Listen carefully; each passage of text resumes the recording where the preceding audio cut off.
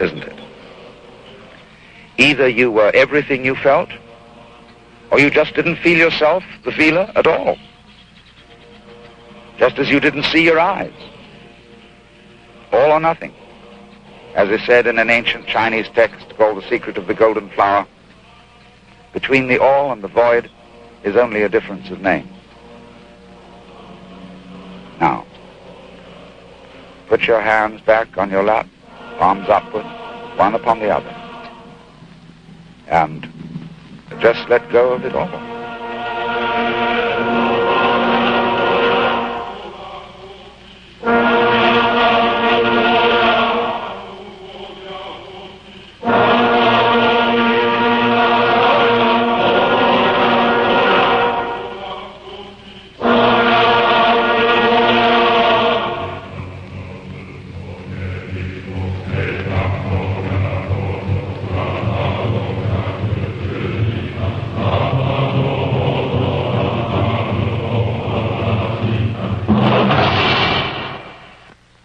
And now I want to show you a form of meditation which was explained to me by a Zen master who said it really is one of the very best kinds of meditation, even better than sitting for a long time and getting your knees aching. What you do is you just put your hands on your hips with the wrist upwards. And now, let's all laugh.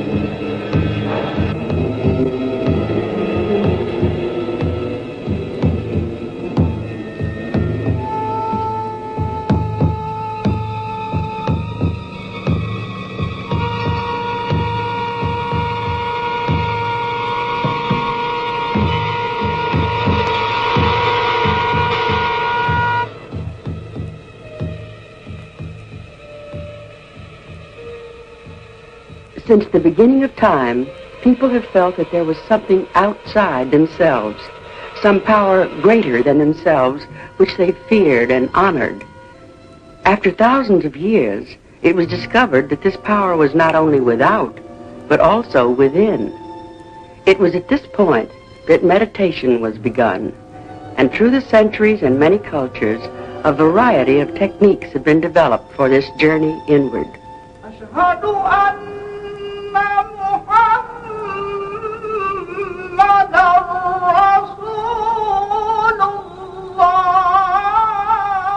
Universally, the early morning has been considered the best time for meditation, and for Mohammedans, this means rising with the sun at the call of the muezzin.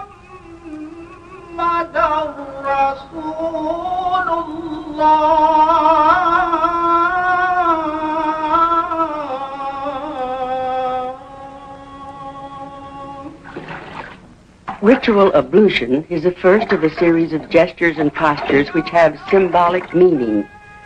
They prepare the devotee for his journey inward, just as the mantra and pranayamas prepare the Hindu.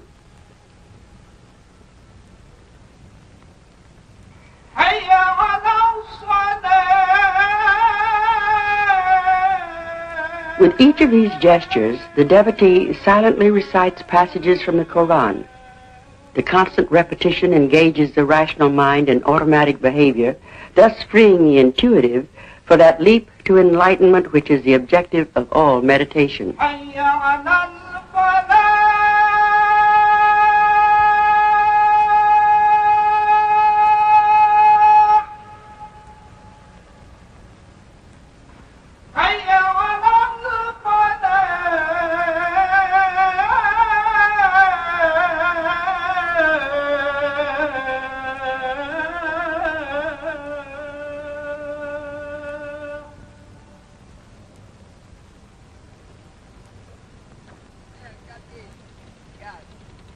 noon prayer on Friday is a principal congregational prayer of the week, preceded by the ritual bath.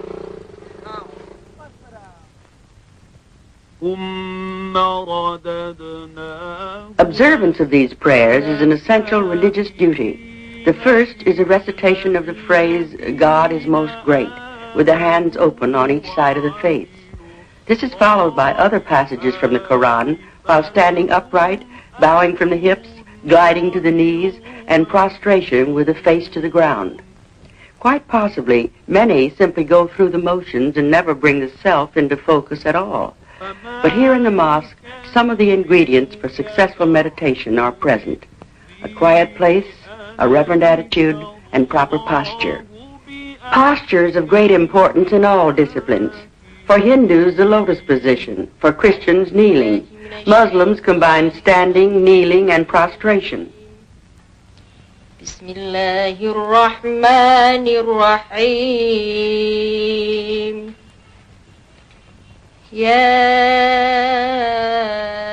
Reading from the Quran is the voluntary rite most widely spread throughout the Islamic community. Great concentration is required to properly recite the Quran, and in a sense, it does for the Muslim what the mantra does for the Hindu.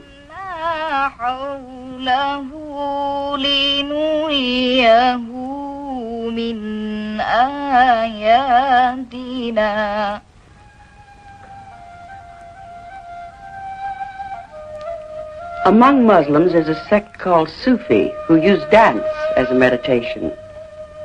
It begins with a stately procession.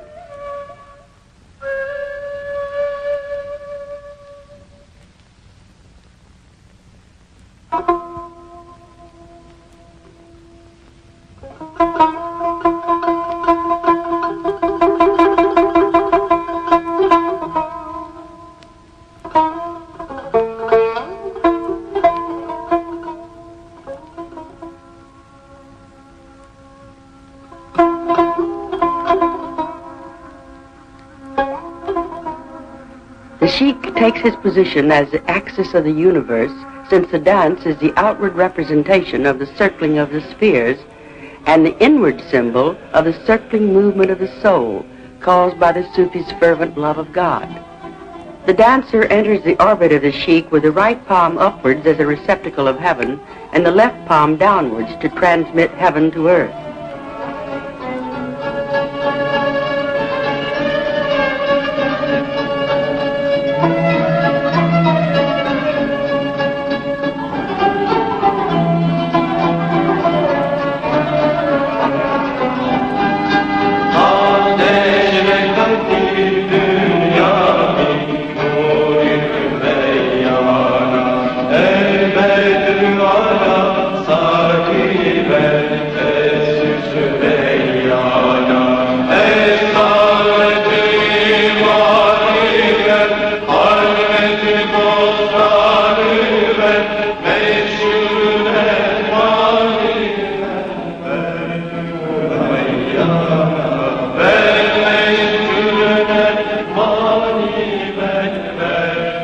As they whirl, a new force takes over.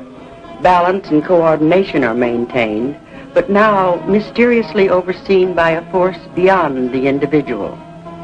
By trusting in this power, by letting everything go, the dervish attempts to reach a state of God consciousness, just as the founder of the order did more than 700 years ago. Jalaluddin al-Rumi, a great Persian poet, whirled in grief after the murder of the man who brought about his spiritual metamorphosis. As he whirled, he became God conscious, and since then, Sufis have whirled to alter their state of consciousness so that they might receive direct knowledge of the eternal. As he turns, the dervish silently repeats Allah, Allah, and seeks to empty his heart of all but the thought of God. The necessary condition for this revelation is death. Not physical death, but a mystical death. Death to self.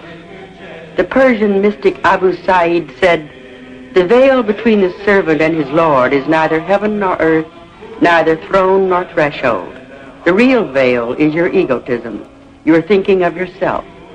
Get rid of that, and you reach God.